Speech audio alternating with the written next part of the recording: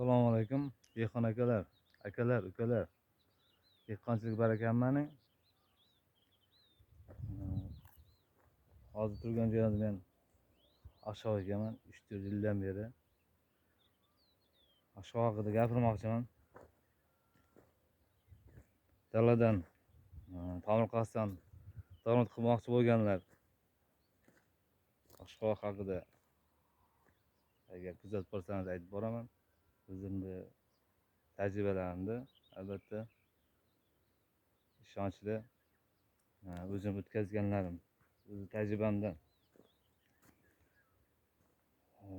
Kimdir nima ekishni bilmayotgan bo'lsa, ashyo maslahat beraman. Men Jizzax viloyatidanman. Turgan joyim Jizzax viloyati.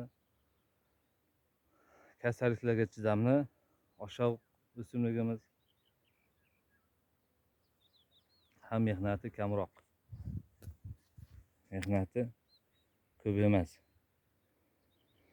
Agar tarvuz, qovun ekadiganlar bo'lsa, tarvuz ham, qovun ham ekkanman. Bundan ham ozroq, ko'p emas, ozroq tajribam bor. Tarvuz, agar nitsa tarvuz bo'ladigan bo'lsa, bu ozroq yer tanlaydi. Sho'rroq yerga ekish qiyin. Hosil yaxshi bo'lmaydi sho'rroq joyda. Uni ekib ko'rganmiz. Ashyo esa sho'rroq joyda ham yaxshi hosil beradi. Ser hosil, daromad yaxshiroq bo'ladi. Gektaridan 30-40 tonnagacha olasiz. Yaxshi parvarish qilsangiz. Albatta, u mehnatingizga bog'liq. Ana shu 30-40 tonna hosil yig'ishsa olasiz kuzgi kuni. Hozir ekkanimizga 4 kun, 5 kun bo'lyapti. Shoxlarimiz endi chiqib boshlayapti. Shu yerdan endi ko'tarilib boshlagan. 2 kunda xudo xolasa 100% chiqib qoladi. Buni uyaning oralig'i 1 metr ekkamiz. 1 metrdan 1,5 metrgacha ekish kerak. 1 metrdan 80-90 ham kam bo'lib qoladi. Normali 1 metr. 1 metrdan 1,5 metr uyaning oralig'i. Urug'ni biz 2 donadan tashlaganmiz. 3-4 donadan tashlasangiz bo'ladi. 1 gektarga qancha urug' ketadi? 1 gektarga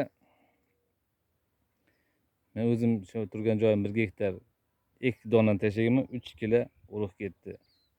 Agar 3 dan eksangiz 4 kiloday urug' ketadi. 3 ta 4 ta. Keyinchalik uni yagona qilinadi, yakkalab chiqariladi.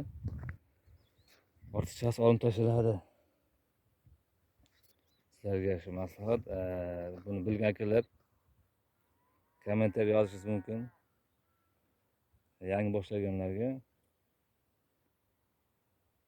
ma'lumot bo'ladi sizlarga. Yerni tayyorlashda albatta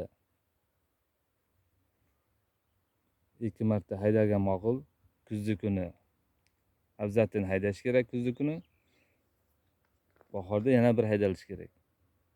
Shunda yer ancha yumshoq, o'simlik o'sishiga tayyor holda bo'ladi. Hammaning ishiga baraka bersin Alloh. Dehqonchilikga yaxshi niyatda boshlaganlarga.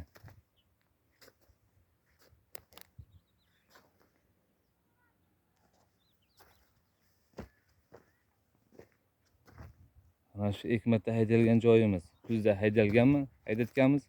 Kuzda haydab yoqqa suv qo'yganmiz. Bahorda yana bir haydab keyin ekkanmiz. Ariq olinib, suv qo'yilib. Holda